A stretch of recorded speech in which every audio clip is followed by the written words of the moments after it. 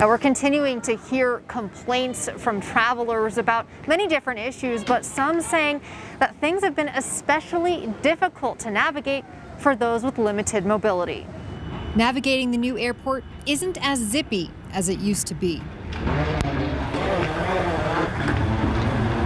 They missed their flight because they didn't realize how long of a walk it was. Derek Seal took the advice of older relatives who found out the hard way and asked for a wheelchair for his wife when they flew to make things easier on his wife's leg injury.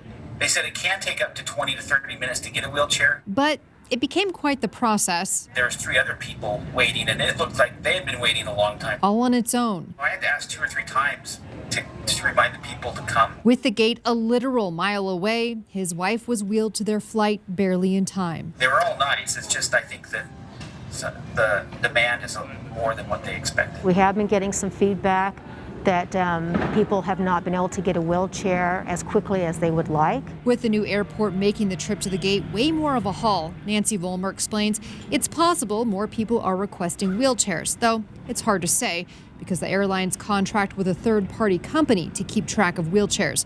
The airport is now brainstorming. We are trying to look at what solutions that we can provide. How to make things easier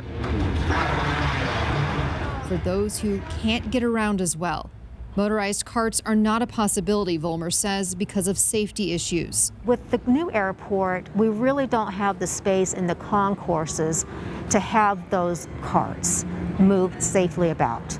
So that's why we put in so many moving walkways to make sure that people could use the moving walkways or the elevators or the escalators as well. But they might look at helping move traffic in the tunnel between concourses A and B. We may be able to add some sort of motorized vehicle to let people get through there.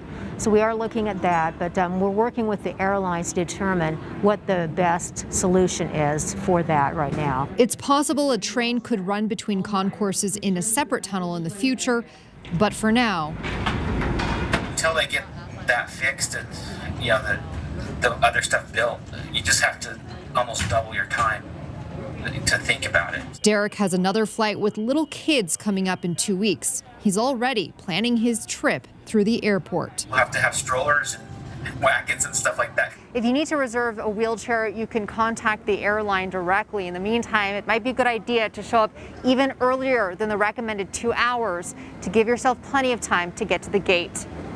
At the Salt Lake International Airport, Lauren Steinbrecher, Fox 13 News, Utah.